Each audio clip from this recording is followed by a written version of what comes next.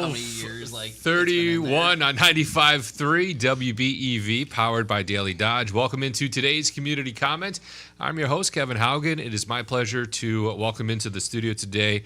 Joining us on the show are members with the Beaver Dam Police Department. It's my pleasure to welcome into the Daily Dodge TV studio today Lieutenant Jeremiah Johnson, and joining him is Officer Matt Edwards. Thank you, gentlemen, both for coming in this afternoon. Absolutely. Thank you. Yeah. And good afternoon. Thank you. Fantastic. If you have a question for the Beaver Dam Police Department, don't forget our phone numbers are 885-4446, or you can text 887-9595 to text your questions into the Beaver Dam Police Department. You have those throughout the program this afternoon. But our main topic this program will be really highlighting school safety, a lot of stuff that can go along with that conversation. That's why Officer Matt Edwards is with us this afternoon. He is the school resource officer, I believe you mentioned, for all 5 elementary schools within the Beaver Dam School District. You are also a backup for high school related calls if that ever comes to if that ever happens. So a busy guy. Yeah. Very busy guy. So we'll get into that conversation more here throughout the program today. But I first want to talk about a little bit, we mentioned just very briefly before we came on air today, some of the flooding that happened throughout the area with the heavy rainfalls that we got yesterday. Any sort of calls that impacted or roads that were closed because of that? Yeah, so I'm sure there are some wet basements out there in the city of Beaver Dam right now. We had around 6 o'clock those severe thunderstorms that rolled through, and they were dumping a lot of rain. It seemed to not drain well in the south end of town. We had some blocked intersections where we had about 6 inches to a foot of water. We've seen some parking lots that were full of large puddles that were just, the sewer system wasn't keeping up with the massive amount of rain that had dumped in. So we had squads out there blocking intersections to make sure we didn't have cars going through and flooding engines and people getting stuck in the middle of it. But it, to the best of my knowledge, has drained out pretty well. There's no permanent, we're not out there doing traffic on it right now, so moderate flooding that eventually cleared up. It's been a wet summer. It has been. A lot. We had a bit of a break there, a couple of weeks where it really hasn't been that bad, but it seems like we can't go a month without having some sort of heavy rainfall that causes some sort of flooding problem. Sure, absolutely. And just before Best Dam Fest, we had the no wake zone out on the lake, and that has been lifted since then. But I mean, if it continues to rain, I'm sure it'll fill back up again. So, yeah, it's been an interesting summer as far as rain goes. If we could take it and just spread it out a little bit more evenly throughout the year, I think the crops, the farmers, the people with wet basements would appreciate that. Exactly. Yeah. Fantastic. Again, we are joined with the Beaver Dam Police Department. Don't forget the numbers, 885-4446 to call into community comment, or you can text your questions 887-9595 to join the program this afternoon. Let's dive into our main topic here, which is school safety, school student, crosswalks, crossing guards, all that fun stuff, speed limits, drop-off things. We'll hit on all that throughout the program today. But first, Officer Matt Edwards, I believe it's your first time here on Community Comments, so thank you for coming in and joining us and talking with us. I want to maybe just start off just talking about your background with the Beaver Dam Police Department and how you wound up in a school resource officer position. Yeah, so I've been with the department about 7 years now. I was originally started on second shift with Jeremiah Johnson, and then went to third shift and was on third shift for about 3 years. And then I followed you. And then you followed. Yep. As you can see with the gold bar now, he promoted, so then he became my boss. So, but being on night shift when Officer Rohde retired at the high school, myself and Officer Carroll and Officer Stakota and a couple others put in for the high school position. Officer Carroll got it at that time. And then about 3 to 4 months later, the school district and police department came together saying that there was a need for an officer at the elementary level. At the time, the middle school SRO was covering the middle school and the 5 elementary schools. And due to the call volume at the middle school and kind of the needs for the officer to stay there and kind of help out, they wanted to create this position at the elementary level. So basically, I applied for that position along with a couple other officers and got that position at that time. And then I've been in it this will be my 4th year going into it now. My first year was like a half year. It was started in February, and then I had 2 full years. So now it's kind of like my 4th year in the position. I do about a half day at each school. So I'll start like one morning at Prairie View until about noon, and then I'll go to like Lincoln or Washington, and then I'll just kind of rotate through the schools throughout the week. And then if a school has, a pep rally or something going on, I'll try to make it for those certain events, or if they ask me to be there for a certain reason. But then I kind of just jump around, and I have a great admin team for the 5 different buildings that I'm at. So if I'm called to another building, it's not like we're fighting about, wait, it's my time, you need to be at my school. So they're very understanding of, okay, hey, a school called, they need me to go over there for whatever reason they have. Sometimes it's just talking to a kid. Sometimes kids don't want to talk to the teacher, they don't want to talk to the principal. But when you tell them like, hey, I work with the school district, but I don't work for them, are you willing to talk to me? Sometimes that gets a kid to open up about what's going on with them. Yeah, and I believe when that was sort of brought into place with having essentially 3 school resource officers at the Beaver Dam Police Department, is that something that was sort of, I believe that was sort of a new initiative that the department was allocating 3 officers to support the school district. Is that hadn't always been the case before then, I believe, correct? Correct. It was always 2 prior to that, and it was 1 stayed at the middle school, 1 stayed at the high school.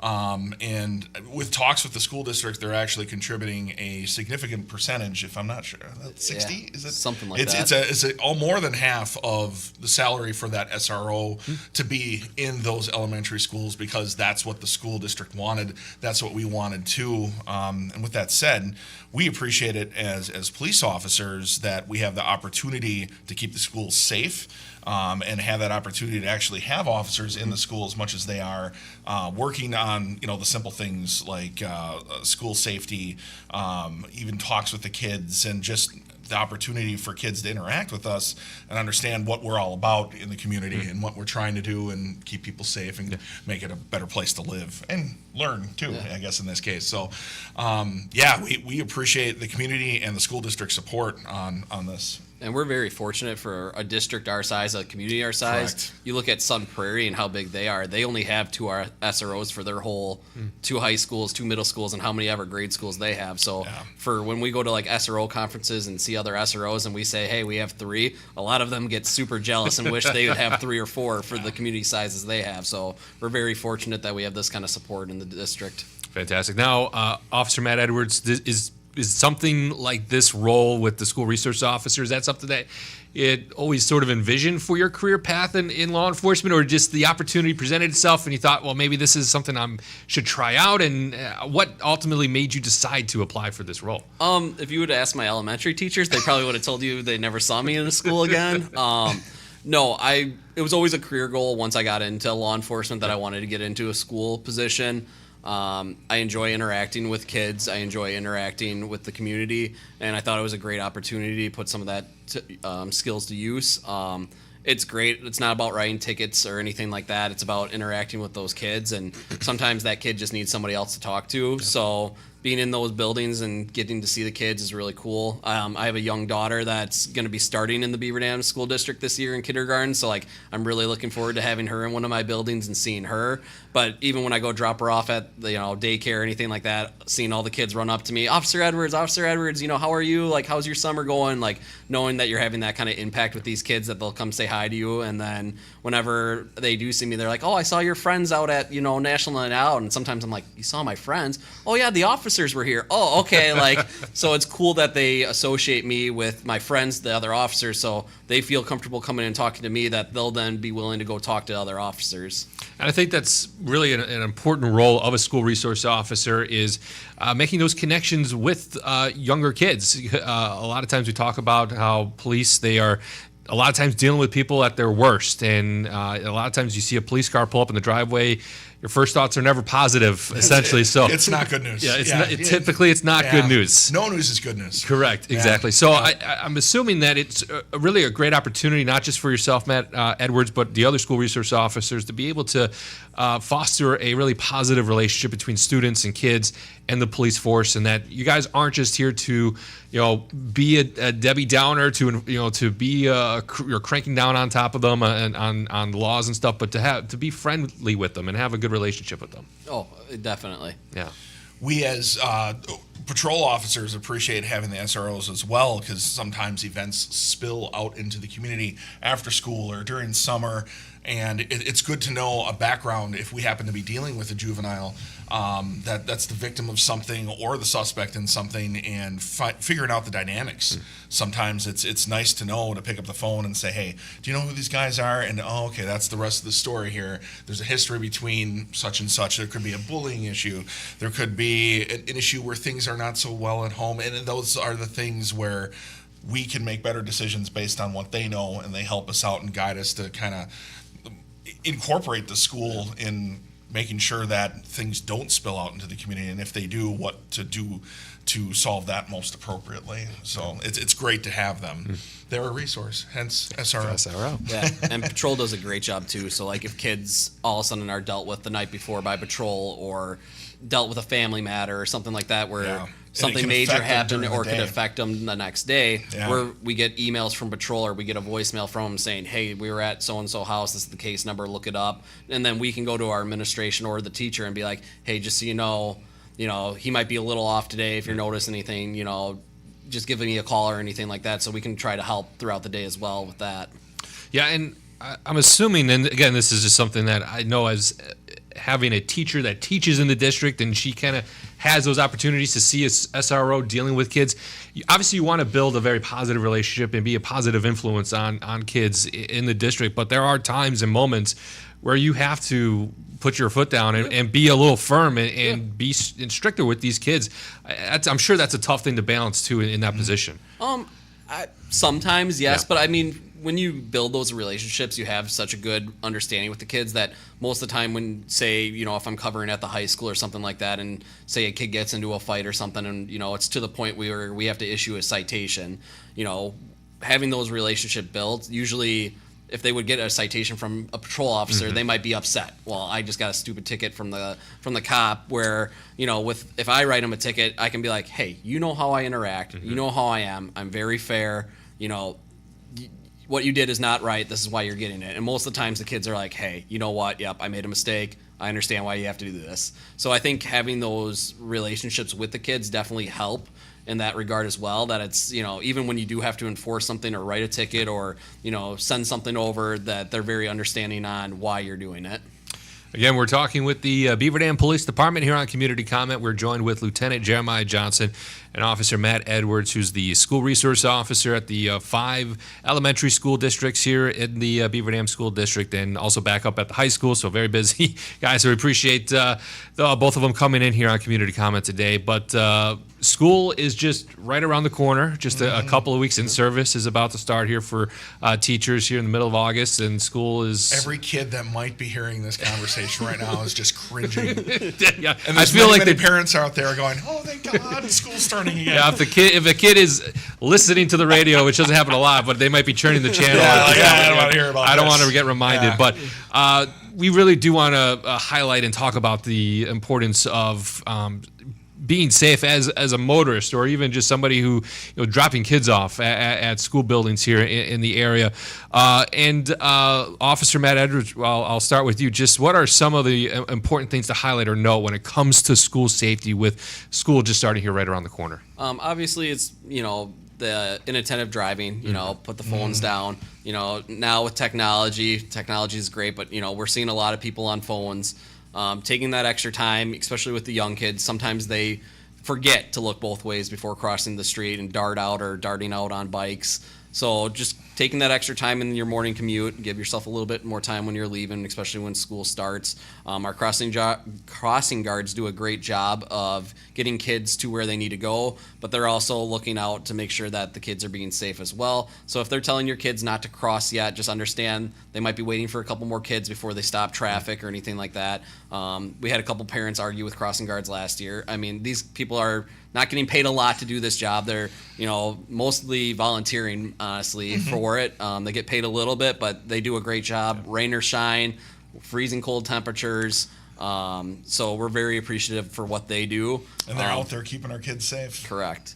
But yeah, so speed zones too, going from the 25 to the 15. That's you know, right. especially with kids present. You know, I know for the elementary school starts at about 8:37, 8:40. So you know, a lot of times you're seeing kids get dropped off anywhere from 8:10 to 8:15 until that time. So just kind of remembering that, slowing it down. I know the middle school starts a little bit earlier, the high school as well, around that 7:40, 7:50 mark. I don't know the exact times off the top of my head, but just remembering when you are in those areas, you know, traffic does get kind of congested. But if you do have to get out and let your kid out, make sure you're parking legally, not blocking driveways. Patrol does get a decent amount of calls about, you know, cars blocking driveways and everything like that. And, you know, most people are pretty understanding that people are getting their kids out and getting them to school. But at the same time, if that person needs to leave for work, you know, we can't have their driveway being blocked. Yeah, is that something that, as police, do you recommend if a parent comes up to a school, they want to drop their kid off or pick their kid up, and they see there's a long line of cars, and if they park, they're going to be blocking somebody's driveway? Is this what do you recommend they do? Is this something they would find a different place to park in the meantime? Is that kind of the number one recommendation? Yeah, it's the best thing. I mean, go ahead, you take it. Yeah, I mean, you could always drive around and wait for a spot to open. Otherwise, you know, I know a lot of people do park, you know, a block or two away and then walk. I know sometimes that's not feasible, especially with the younger kids. But at the same time, kids are usually pretty excited and they're willing to go that extra little distance. Yep. You know, they got a lot of energy from either sitting in class or, you know, they didn't have gym class that day or something. So, you know, a little walk for them is not always bad either. So, but yeah, just being mindful of others around you too. I know at the middle school there's always issues with the drop-off pickup, but, you know, being mindful of, you know, trying to get everybody in the building safe. Yeah, and I'm assuming that's where you were about to head, Lieutenant. Yep. That's a great point. With the middle school, I was just gonna ask. It's a unique drop-off and pickup. And Lieutenant, I'll let you explain. You probably do a better job than I will. Sure, yeah. So, actually, I was going to ask you, how's that going this year with the new lanes? You'd have to ask Andy because I was only up there a couple times during the morning, but it seemed to do better. So when I drive through, and I see it in the afternoon, you know, I never see morning, but in the afternoon I see it, and it seems to be flowing a little bit better. But I haven't heard any feedback from the community and the school district and even the kids about how that's going. But how it's set up right now is that there's essentially 3 lanes going one way on 4th Street in front of the middle school. The one all the way to the left is for parking. The one right in the middle is for driving. And the one all the way on the right is for pickup and drop off. And you're supposed to not sit there and park there. You're supposed to move back over to the middle as soon as you do your pickup and your drop off. So it seems to be working a little bit better than before, where we had parking only on the right-hand side. Things seem to be flowing a little bit better. Yeah. But it's an experiment. You know what I mean? Because it's there's so much traffic in such a little bit of time there. So many people coming and going. It's a difficult thing to find the best solution to make it work, you know? Yeah, and that's one area where we talk about congested traffic, you know, people backing up just because of how unique that specific drop-off and pickup site is. It doesn't allow for traffic to quickly flow through that area. So, I mean, I've had the pleasure of driving through there once or twice during pickup and drop-off times, and traffic you do get backed up for a bit in that specific area. So that's another one where really it comes down to remembering those speed limits and, you know, not being distracted, paying attention, because, again, that's where crossing guards really come in handy because of the amount of traffic that gets built up in that specific area. You need crossing guards to be able to monitor those areas and keep traffic flowing and make sure the kids are safe, too. Yeah. I was also going to mention, in that area, if you're a parent, please don't stop in the middle of the road and have your child cross several lanes to hop in the car. That's not good. Please pull over to the side and have them go directly into the car. There are times where people aren't paying attention, where they could easily get struck just because they're looking at you, you're stopped, but that lane that's between you and them, are they paying attention? You don't know, you know, and you'd like to hope that they are, because they're probably fellow parents picking and dropping their kids off at the middle school, but it's not worth having an accident. Yeah, again, the phone number to get on the program today, 885-4446. We do have a caller on the line, and I want to welcome them on to Community Comment. Hi, Kevin. How are you doing on this hot day? I'm doing well, Tyler. How about yourself? I'm trying to stay cool. It's a little hot out there. Yeah, no, it's a little toasty. It's a little toasty. Yep. I got a question for both of you. The first one is going to be for Matt. Since you go to the elementary schools, you interact, like play kickball with the kids? Yeah, I play kickball with the kids. Yeah, my job at the elementary school, I honestly think I have one of the best jobs in the department. I get to interact with the kids doing a bunch of different things. Last year, at Washington School, they raised a bunch of money for the American Heart Association. So they got to do the cold water plunge where they dump an ice bucket on you. I get to interact, kickball, football. Football, I'm all-time quarterback, though. That's just we're not making it fair for the kids, But I definitely get to interact with the kids a bunch, whether it be in gym class, recess, lunches, or being invited into classrooms, reading books to the younger kids. I do as much as I can for whatever the school kind of asks. I try to do the best I can with them. And then my other question is for Lieutenant Jeremiah Johnson: what got you into law enforcement? Oh, wow. Holy cow. That's a job interview question. Actually, I know it's going to sound maybe cliche, but I just kind of looking for a career that you can make a difference in, where you go home at the end of the night and you actually feel like you did something special that you, throughout my career, I'm looking for something that I tried my best and I was able to change some things. And at the end of the day, I can go home and sleep at night knowing that I earned my paycheck. So that's kind of like one of those things where I'm looking for a rewarding career. And this is it. And I hope that I can keep doing this for a long time until I retire. So. And then you guys got talking about cross guards. My dad cross guards for Watertown, and he's nearly been hit a few times. Yeah. People not paying attention. Yep. And occasionally we have incidents like that in Beaver Dam as well. And when we get those calls from the crossing guards, we take them seriously. I believe we've had a couple of citations recently, not this year, but last year, where a crossing guard had said that they were nearly hit, or a kid got nearly hit because someone had the sign up and nobody was yielding the right and stopping. And we ended up tracking those motorists down and citing them for it. They kind of stick their necks out a little bit there, and we're glad that they're there, at least to keep the kids safe. And I think that, especially the ones in Beaver Dam that I see on a regular basis, they're doing a good job, and we appreciate them. Well, crossing guards do a good job, along with you two. Thank you for your service. Tell your dad thank you for his service, and thanks for the call. Yep. All right. Thank you, Tyler, for the phone call. Again, the number is 885-4446, or you can text 887-9595 if you have a question for the members of the Beaver Dam Police Department here on Community Comment today. And maybe just quickly want to focus in on crossing guards and where things are at with the Beaver Dam Crossing Guard program. Do you guys need volunteers to sign up, or you guys are at a good spot with that right now? So we can at this point in time, we need substitute crossing guards. We're doing okay covering all the intersections that we have. However, occasionally when a crossing guard calls in sick or can't make it, that list is pretty short. So we will take some more applications. If anyone is interested, they can stop by the Beaver Dam Police Department and pick up an application. Yep.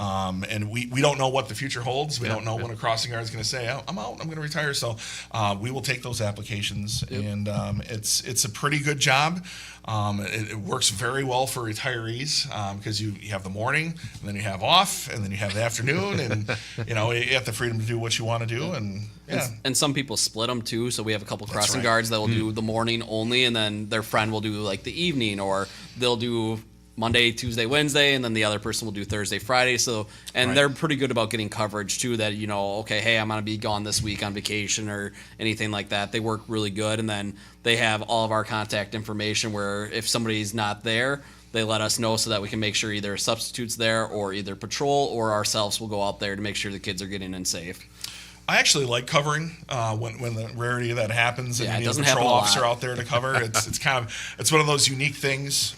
Seeing the kids, it's kind of I get to see what you see every day, and it's kind of neat. Cool opportunity. Yeah, is this for those interested in becoming a crossing guard? Is this something that they have to take some sort of training for, or class to get familiarized no what to class, do? But we tell you how to do it. You get trained. You're not like, here's a stop sign and a vest, have fun. It's we talk about it. Yeah, so every year before school starts, even with our crossing guards that are coming back for their 20th, 30th, how many every years they've been doing it, we always meet the sergeant that is in charge of the program, along with all three of us SROs. We have a meeting. We go over the intersections to make sure the people because certain crossing guards like their intersection. Hey, I've been doing the one by my house for 20 years. I want to keep that intersection. So it kind of goes like based off seniority, kind of with the ones that want it. They'll pick their intersection, and then if an intersection opens up that they want to move to, they'll move to that one. But then it's kind of a refresher as well. You get your vest, your raincoat, your stop sign, depending on if we need new ones or anything like that. We've been fortunate where we've gotten donations from like the Lions Club and stuff like that. To We have get light new up stop signs. Yep. Those are, we appreciate that stuff. So Fantastic. Now, for those, again, interested in signing up or learning more, do they just sit down to the police department and say, hey, I'm interested in getting an application? What does that process look like? Yep. You can always come to the front window and ask for an application. We'll get you one. Otherwise, I do believe it is on the city website under the police department. I think so. Yeah, I would have to check, and I can do that real quick for you on my phone here in just a few minutes. But yeah, I believe it's readily available if anyone's interested. And that goes to Sergeant Foyt, and he will hold on to them until it's time to do a hiring process for the crossing guards. Does that happen then during the summer months that decisions are made? I think as needed. Yeah, but I think it's as needed usually. Yeah. Once he kind of has that good amount of people, even for like covering for when those are gone, he then sends them the invite for the meeting before the school year. We've not had to do another meeting like halfway through the year because a bunch of people have quit or not shown up or anything like that. I'll say this: our crossing guards are very dedicated. A lot of old teachers that still just care about this kids getting there safely. Our volunteers that do it, and I keep saying volunteers, they do get paid a little bit, but I mean, honestly, for what they get paid, it's very much volunteering in my opinion, which I'm very thankful for them doing it because the kids then get to school safely. Yeah, they're decently compensated for the time. I want to say, I can't quote it because I don't want to say it because then it's locked in. But it's not bad. It's not like a minimum wage job. The problem is that the hours are so. It's morning and afternoon. It's just a couple hours a day, so you're not you're not making bank on it, but you are compensated for your time appropriately. And Now, is this something that just is from the start of the school year to the end of the school year? Is there any summer times where they're called to help out, or is this only during September and May? Summer school we really don't do.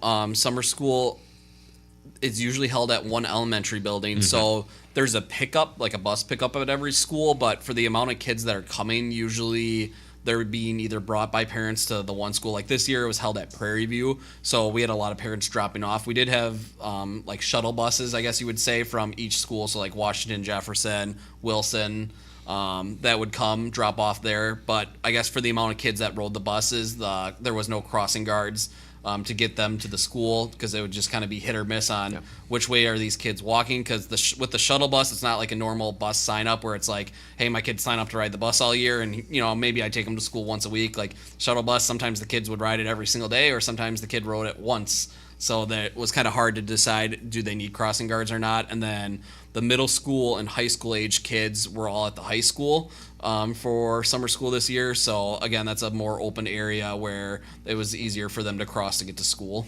And they're age-wise too, they're a little bit more responsible looking to cross the street. Right. Yep. Yes.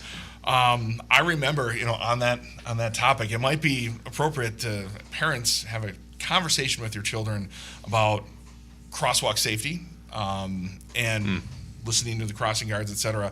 It was actually summer school itself where I saw a kid on a bike in a crosswalk, made a sudden movement into traffic. He did not stop. He did not look both ways. He just went from the sidewalk into the crosswalk and got hit by a truck right in front of me as I was watching for speeders. And there is no fault of the truck here. I mean, the truck was just minding his own business. There was not enough time for him to make an appropriate stop, and the kid was just right in front of him.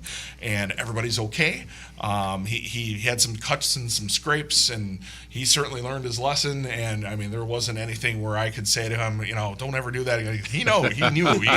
So it's a good conversation to just tell kids, I know you're excited to go home. I know you want to go quick. Take a deep breath, stop, look both ways, make sure it's safe before you get into those crosswalks anywhere in the city, not necessarily around just the school. And of course, listen to those crossing guards when they're there. It's very important. So again, we're chatting with the Beaver Dam Police Department here on Community Comment. We're joined with Lieutenant Jeremiah Johnson and Officer Matt Edwards talking about school safety. We'll chat more about this topic after a quick break here on Community Comment.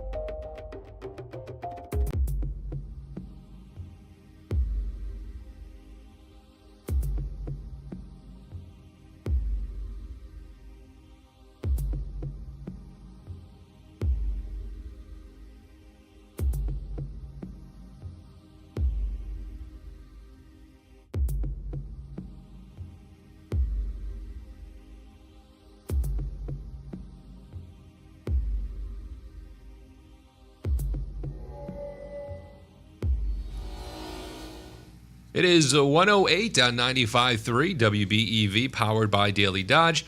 Welcome back into Community Comment. I'm your host, Kevin Haugen. It is my pleasure to rejoin in our conversation here this afternoon with members of the Beaver Dam Police Department. We have with us Lieutenant Jeremiah Johnson and Officer Matt Edwards, who is the school resource officer at the elementary schools here in the Beaver Dam School District. We are talking, highlighting, focusing on school safety with classes set to start here just around the corner. I'm sure all kids in the area are covering their ears. They don't want to hear that. They're not happy, but it's coming up. It's right around the corner, whether you want to hear that or not. But we focused the first half of the program talking about crossing guards and speed limits and not being distracted around drop-off and pick-up sites here in the district. I want to also here highlight kind of the same importance of really almost following the same rules of thumb when it comes to driving by school buses. That's kind of another one where you got kids who could be crossing in front of those. You really have to be paying close attention when you're driving in front of or behind of a school bus to make sure that nothing dangerous happens. What are some of the things that our listeners and viewers need to know when it comes to staying safe by school buses? Sure. It's all about the flashing red lights and the stop sign on the school bus. So if you're driving along either in the city, which is rare that you would see it, but around the city in the rural areas, if you see a school bus and it has the stop sign out, it has the flashing, oscillating red lights on the top of the bus, you have to stop 20 feet behind it or 20 feet in front of it if you're going the other direction. That's a state law, and it's one of those things where the school bus driver can call in, even if there's not a law enforcement officer there. If the school bus driver calls in and provides us with a description of what happened and a license plate, you can still get a ticket. And even if you're not driving the car, the owner is liable for that ticket if it would be one of those things that you borrowed your car off to someone. So it's 100% a safety thing. This allows the school bus driver to control the traffic, stop it, and make sure that both lanes of traffic are stopped so the kid can go from the school bus to the side of the road safely and essentially continue on with their route. So it's out there. It's the flashing red lights, the stop sign. That's when you have to stop. Okay. And it also says in the law that you have to remain stopped until the school bus proceeds to start moving again and the red lights are turned off. So it's not just while they're actually crossing. You have to wait until the signal goes away. If a kid is, halfway through the road and your lane is clear, that doesn't mean you can go. You still have to wait until the red lights are off, and that's the decision of the school bus driver. Yep. I feel like I have asked this question before, but it just popped in my head. I want to ask it again because I feel like this is a situation could happen, once in a while that sometimes people might wonder, what do I do in this situation? And so say if you are driving on the opposite road from a school bus to stop, they have their stop sign out, the red lights are flashing, but there's a median in between you and that school bus. Is it still required that you have to stop for that vehicle, or can you keep going? So a divided road, yes. Yep. Okay, you are not required to stop if you're on the opposite side of the school bus, okay? It's just the lanes that have the school bus on it, on a divided road. Yep. So if there is some sort of a greenery, grass grow between the two lanes of traffic, or again, some sort of median blocking both lanes, that you do not have to stop for the school bus. Yeah, a perfect example would be 151. Yep. And I don't know if there's much residents and school buses going out on there, but that's a divided road, and that would not be a situation where you would have to stop. Some of the county roads as well, if you have that yellow line and there's nothing between it, there's no physical traffic barrier, you have to stop in both ways. But if not, if there's the divided boulevard, if you will, and if there's a physical barrier preventing traffic from going one side to the other, you don't have to stop if you're in that opposite lane. Fantastic. Now, again, I always feel like it's important to highlight that, always be extra cautious around school buses. It's just like a semi. Their field of view is limited at times because of the size of those vehicles and turn radiuses and stopping distances and stuff like that. So I'm sure it always is important to remind our listeners and viewers that being extra cautious and giving yourself extra stopping distance between yourself and the school bus is always an important thing to do this time of year. Yes, and especially during the winter as well too. Always leave yourself extra stopping distance. Also, remember, if you're driving, school buses have to stop for railroad crossings. Open the door, look both ways, make sure there's not a train coming for safety. So that's another great question. So say if you are behind a school bus, they stop at the train tracks, they put their door open. Do they open up the stop sign for those, or they just do not. They don't. So could you pass, or do you have to stop behind that school bus? So that is just literally the bus stopping. So Okay. if it is a no passing zone, you shouldn't be passing Correct, it. correct, Yeah, yep. But if it's a passing zone, I believe you could. But by the time that it's going through, I would not recommend it. That's usually, I heard, kind of like the thought process is better, especially you never know with train tracks, because there are some train tracks in our area that do not have the red lights, that the bars that cross, that come down, they don't have those Right. alerts in place. So Right. you never know what's coming around that corner, and something dangerous could happen. So it seems like the best, again, rule of thumb here is better safe than sorry. Just stop. Yep. They don't take that long to check the don't. train They tracks. don't. They're going to be moving in a couple It's seconds. essentially like going to a stop sign. Yeah. That's it. So, and as soon as they go, you can go. You don't have to stop for the railroad. You can just keep on going right behind them. So, yep. Fantastic. Now, I want to focus here now just back on the school buildings themselves. Officer Matt Edwards, this is something that you highlighted here before we came on air today, and that's entry into buildings. That's something that, if you're not familiar with the process, it's not like it was 20, 30 years ago where a lot of times you could just walk right in and walk into the school. There's a bit of a process that is involved in getting into a school building here in the district. So all the buildings, are basically that single point of entry where you, each entry by the door that you go in will have a doorbell that you ring that has a camera. The camera then faces where the secretaries are working. The secretaries view the camera. They can talk to you through there. So that before they open up the door. So especially like for new families that this is their first year, their kids are going to the district and stuff.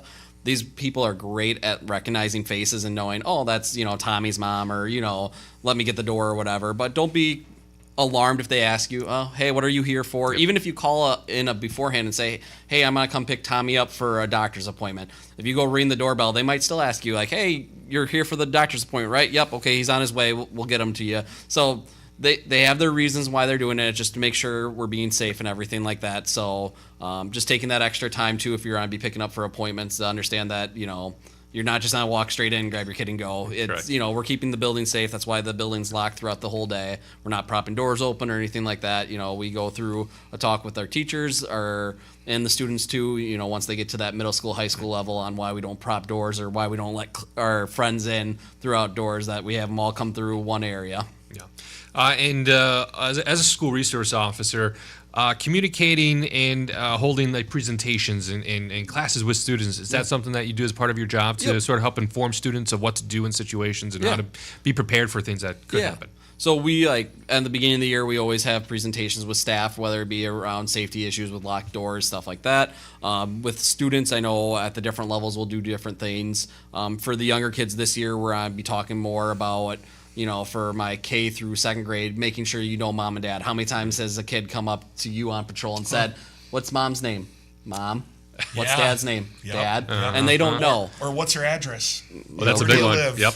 Yep. Yes. So one of the things that I did a summer school class this year for my younger kids, we talked about, hey, go home. No mom's number, no dad's number, know where they work otherwise, no information, so that if you do get separated from them, that if we have a call where a patrol officer goes and meets you, we are able to get those kids reunited back with their parents quicker. So having those younger kids know, okay, hey, my mom's name is Chris, or my mom's name's Crystal, or my dad's name's Matt, okay, hey, that's okay for them to know. They know to call you mom and dad, but it's okay that they know your name, so that if they have to tell the teacher, okay, hey, there's my dad. Okay, what's your dad's name? Or they have to tell a police officer, hey, my dad's name's Matt. He works for the police department. Okay, hey, we can go, get them reunited a lot quicker. Fantastic. Now, is this something also that you, as a law enforcement agency, recommend is getting student or kid IDs? I know that's kind of a popular push at the sheriff's office. They have those offered there. But is that something that you would recommend for parents to pursue or find more about and get something like that for their kid? Absolutely. Every little bit helps. Obviously, you don't want to put too much personal information on an item that can be lost by your child. But simple things, like a parental phone number and a first and last name would would help out a lot, and then usually we can figure out the rest. But yeah, those sorts of things, and just kind of what he was talking about, just kind of kids realizing that as they become older, they can help themselves more than relying on everybody else. So it's part of growing up. Yeah, that's true. Part of the whole education thing. Yeah, and in the same vein with presentations and holding educational classes, as an agency yourself, I know this is something that you guys, I believe, now have done on a yearly basis, if not on every 2 years or something, but holding active shooter trainings at a local district building. I know that's something that has been a focus, unfortunately, just because of current events. But how important is that from a law enforcement agency to practice those things, just to be ready in an unfortunate case if something does ever happen? It's incredibly important, and I say that because when these things happen out, and you see it nationally, and it's just you always say to yourself, God, I hope that doesn't happen here, and that's still the case. However, it's a matter of not if, but when, okay? And that's terrible to say, but if you look at it like that'll never happen here, then you're not going to be ready for when it does happen. Heaven forbid it ever did. Yeah. So it's incredibly important that we do this. In fact, we have it coming up here in the second week of August where we're going to be doing our active shooter training. This is an event where we involve not just the Beaver Dam Police Department, but our fire department, the hospital, several community members, our dispatchers over at Dodge County Sheriff's Office, and we practice what would happen if there was a mass casualty event. Everything from stopping the threat of the active shooter or the active assailant, whatever weapon he chooses, to tending to the casualties and making sure we get people out safely. Not only just that, but planning ahead for the massive response that we're going to get from all the surrounding agencies, making sure that we're not our own worst enemy, where we're not communicating with each other and we have people doing redundant tasks. But I mean, you've had reports of just so many squad cars showing up that ambulances can't get through. And it's gridlock, and that doesn't make sense, and planning ahead for those sorts of things, and they're looking at it from a overhead view of what these events could be, so we're ready for it when it does happen. Yeah. And we do it on a regular basis, so it stays fresh in our minds. And every time I do one of these, they confront us with a different scenario, and I look at it from the standpoint of they're giving us more tools to put in our belt, plans to react in case that, all right, well, let's say something happened in a park. Okay, well, it didn't happen at the same park, but it happened over at this park. I'm ready. I know what the problems were. I know what we had to do to consider whatever the circumstances are. And that's why we appreciate it. And that's to answer your question, why it is important that we keep doing this, so we're ready for when it does happen. And I'll speak to it from like more of a school point of view, seeing how the school interacts with kind of drills like this is they'll do their administrative holds versus their lockdown drills. And to a patrol officer, when I first went in there, I didn't know what the difference was, so getting that lingo kind of figured out on what the difference was. Okay, administrative hold is we shut our doors, they're locked, but we can continue teaching, compared to a lockdown where it's okay, hey, barricading the door, we're hiding, and everything like that. So for me, knowing the different lingo, if we have an event happening outside the school, whether it be maybe a search warrant that's near a school or something like that, I can call the principal and be like, hey, at 2:00 we might be doing a search warrant, 5 houses down. Let's do an admin hold at that time so we don't have anybody outside, just to keep everybody safe. But we communicate very well in regards to that. Like last year, Wilson School, we had to evacuate due to a gas leak because of the construction. So that was going through a reunification process and everything like that. And the district is very good. They were able to get buses right away, and we were able to get those kids to safety very quickly, and then get them back to school once the building had aired out. So that's an interesting point, because these are the things that are practiced at these sort of trainings or your practices like the ones that we were just talking about. A lot of it can be used in situations that aren't quite fitting the same criteria as those trainings of like an active shooter, like you had mentioned, a gas leak that does require quick and effective evacuation of a building, and that the reunification part of it, and making sure everybody knows what to do and where to go and what steps to follow to make sure everybody stays safe and calm in those situations. Yep. Yeah, and it's all things that the more you think about it, the more instances that you're confronted with that particular problem, the more solutions you have and more creativity you have to draw upon if you are presented with something unique. So Yeah, exactly. I always think of you, and I forget, you and Tony and Andy being the SROs, you guys are truly the first responders to an active threat at any of these schools. Yep. You will be there before any of us get there, even if it's a matter of minutes. We're just down the block. We're always in the city. There's 4 or 5 of us working. Having you there first and not just confronting a threat, but communicating out what we're up against is huge, and another reason for having SROs in the school. There's been a lot of media attention. Was it Uvalde? Or no, it was the one in Florida where the SROs... Parkland. Parkland, yes. And the SROs did not immediately engage the threat. And I'm sure there were reasons for it, and then it was explained, but I mean, it was scrutinized so much. Yeah. And I'm sure you think of that all the time, of what you're going to do, especially in each building, what your plan is, about what's going to happen. And I mean, there's a reason for it, and there's a reason why there was so much scrutiny, and it's we learn from our mistakes. Yeah.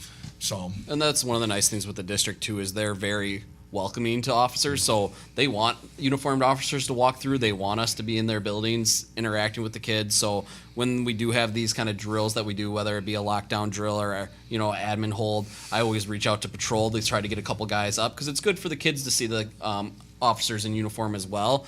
But also with our new hires, that's been one of the things with the FTOs, that I always reach out to them and try to get the new officers into the building. Because I'll be honest, when I first started at the police department, the first time I was in a school building was about 3 years later when we did a training in one of the buildings. So because I was on nights, so I wasn't, I wasn't going into the building. So just for them to get the layout, I mean, going to different schools, some of the buildings have different layouts, and if you don't some kind of them familiar have basements that parents don't even know about. You know what I mean? You walk through and like, I didn't know this was here. Like, I had no clue. And you're going to have to clear it if something bad happens there. Exactly. So you got to know.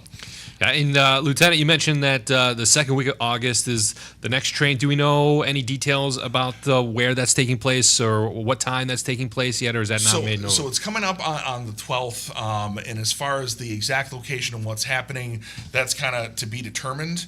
And I believe that's kind of the surprise for us, but we will be putting stuff out on Facebook and making an announcement. In fact, we'll probably do a press release for you guys. Fantastic. But we're going to do that the day of or shortly there before to make sure that we don't have too much attention around the area. Just we want to make sure that when people see the signs that police training in progress and they see us running around with our tactical equipment and every ambulance from the whole city there, that it's not the real deal. It's training. We're learning.